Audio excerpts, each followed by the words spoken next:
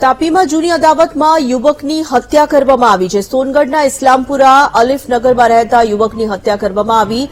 નઝીમ મહેમૂદ પઠાણ નામના યુવકને ચપ્પુના ઘા મારીને હત્યા નિપજાવવામાં આવી। પોલીસે હત્યાનો ગુનો નોંધીને તપાસ હાથ ધરી છે।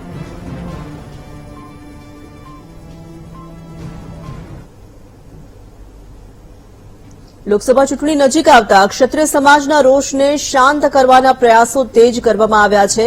બનાસકાંઠાના ડીસામાં ગૃહ રાજ્યમંત્રી હર્ષ સંઘવીએ પાટણ અને બનાસકાંઠાના ક્ષત્રિય આગેવાનો સાથે બેઠક યોજી। આ બેઠકમાં પાટણના સાંસદ અને જિલ્લાના આગેવાનો જોડાયા તો બેઠકમાં ક્ષત્રિય આગેવાનો સાથે ચર્ચા કરવામાં આવી।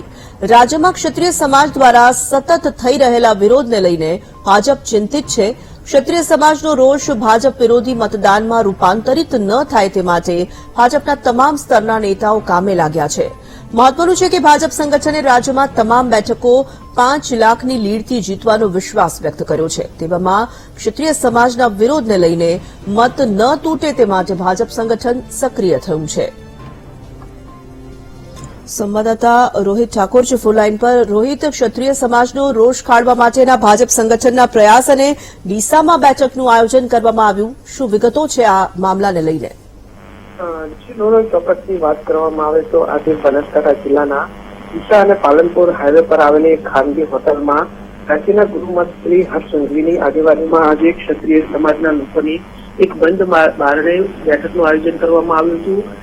આ જે બેઠક હતી તેમાં બનાસકાંઠા જિલ્લા સહિત પાટણના પણ જે મોટા ભાગના જે નેતાઓ છે ભાજપના એ તમામ લોકો અહીંયા ઉપસ્થિત રહ્યા છે। ખાસ કરીને છેલ્લા ઘણા સમયથી જે પ્રમાણે ક્ષત્રિય સમાજના લોકોમાં જે રોષ જોવા મળી રહ્યો છે તેને કંટ્રોલમાં કરવા માટે આજે બનાસકાંઠા અને પાટણના તમામ ક્ષત્રિય સમાજના જે આગેવાનો હતા તેમની સાથે બંધ બારણે બેઠકનું આયોજન કરવામાં આવ્યું હતું। કોઈ પણ અન્ય લોકોને અંદર પ્રવેશ પણ આપવામાં આવ્યો નથી। માત્ર ને માત્ર ક્ષત્રિય સમાજના જે આગેવાનો છે તેમના અને ભાજપના જે ઈડ નેતાઓ કહી શકાય તે લોકોને આ જે બેઠક છે તેમાં આમંત્રિત કરવામાં આવ્યા છે। ત્યારે આજે જે રાજ્યના ગૃહમંત્રી છે હર્ષ સંઘવી તેમની આગેવાનીમાં આજે બેઠક છે તેનું સમગ્ર આયોજન છે। તેમાં પાટણના સાંસદ સહિત અન્ય ભાજપના આગેવાનો પણ હાલમાં હાજર છે અને ખાને જે બેઠક છે એ આજે કરવામાં આવશે। જી ધોરણ ધન્યવાદ રોહિત।